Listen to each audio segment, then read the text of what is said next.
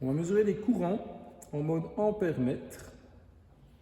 Alors, pour les courants avec cet appareil, vous avez trois choix possibles.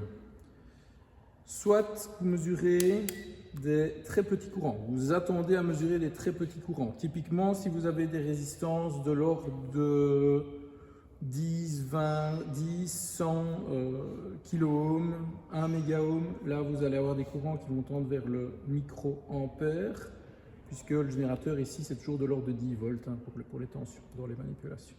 Donc voilà, à partir je dirais de 100 kiloohms, attendez-vous à des courants de l'ordre du microampère. Dans ce cas-là, vous mettez ici sur microampère. Pour les branchements, toujours le COM.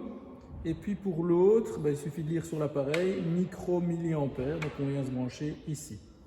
Voilà, donc si je suis sur microampère ou sur milliampère, on a ces branchements-ci. Maintenant, si on mesure des grands courants de l'ordre de l'ampère, on vient ici, et là, surtout pas se tromper, sinon on fait grille fusible, on se met ici sur 10 ampères. Pourquoi est-ce qu'on a une borne séparée pour le 10 ampères? Parce qu'on a des grands courants, pour protéger l'appareil, on a un fusible différent sur cette entrée-là. Alors après, une fois que vous avez choisi sur lequel vous voulez aller, donc ici moi j'ai des résistances de l'ordre du kiloohm, de l'ordre de 10 volts pour le générateur, donc je m'attends à des courants de l'ordre du milliampère. Voilà, une fois que vous avez choisi, vous venez vous brancher sur le circuit, dans le circuit. Alors, contrairement au mode voltmètre, en mode ampère-mètre, on doit ouvrir le circuit pour mesurer quelque chose. Comment faire? La règle est très simple, même si y a des fils partout, que le montage est compliqué, la règle à retenir, elle est très simple. Vous regardez la résistance. Imaginons, moi je veux le courant, mesurer le courant dans la résistance de 4,7 ohms, donc c'est celle du milieu ici. Eh bien, j'ouvre au niveau de cette résistance, de n'importe quel côté. Donc j'ouvre ici, ou j'ouvre ici, peu importe. Bon, ouvrons de ce côté-ci.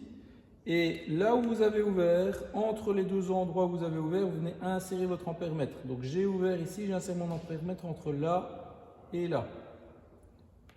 Donc, comme j'ai déjà un fil, je n'en ai plus besoin que d'un autre. Donc je viens insérer mon ampère-mètre.